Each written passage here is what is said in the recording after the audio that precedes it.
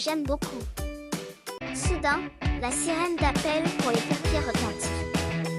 La sirène est juste à côté de l'école. Mon instituteur arrête alors de parler le temps de l'alerte. Je comprends à son regard qu'il s'interroge sur la raison de cet appel. Moi, je sais pourquoi la sirène sonne.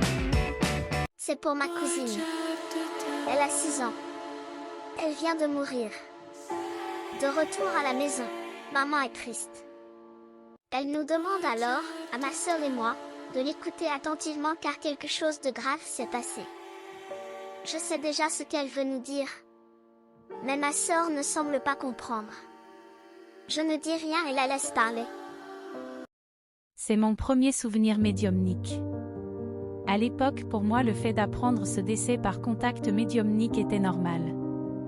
Et pendant très longtemps, j'ai fait le choix de ne rien dire à mon entourage sur tous ces phénomènes que je vivais. Il y a encore peu de temps, la médiumnité était inconcevable notamment chez les enfants. Aujourd'hui, le sujet se démocratise, et c'est une chance pour l'évolution de la société.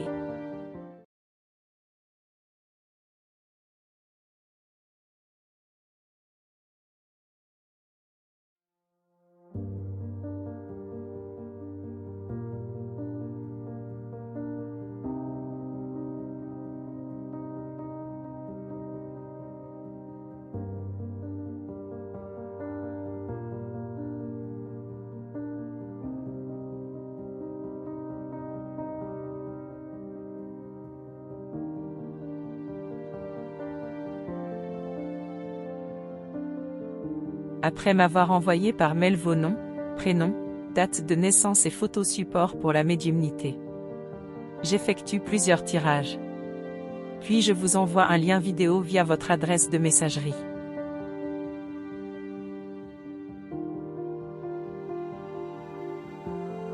Lors d'une séance, différentes informations vous sont apportées. Certaines concernent votre présent, d'autres votre futur, parfois votre passé. Le temps en spiritualité et voyance n'existe pas. C'est donc à vous de faire la corrélation entre tous les messages donnés sans toutefois tendre vers ce principe de manière obsessionnelle. Après une consultation, il est important de reprendre le cours de votre vie.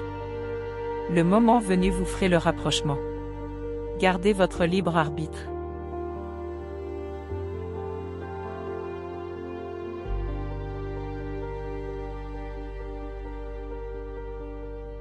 En spiritualité, les personnes qui réalisent des soins font partie de la famille des guérisseurs.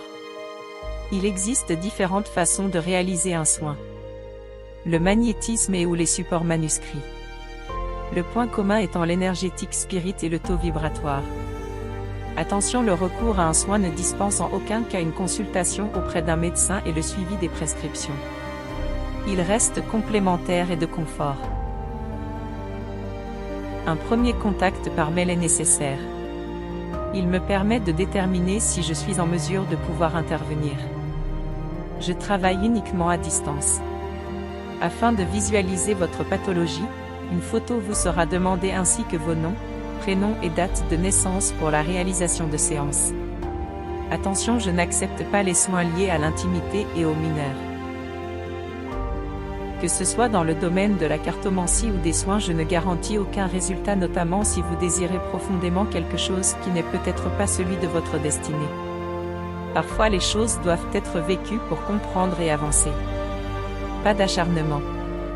Attention, l'accès à la gratuité pour les abonnés nécessite un abonnement public sur la chaîne info accessible uniquement à l'administrateur. Pour cela, il vous faut modifier vos paramètres de compte.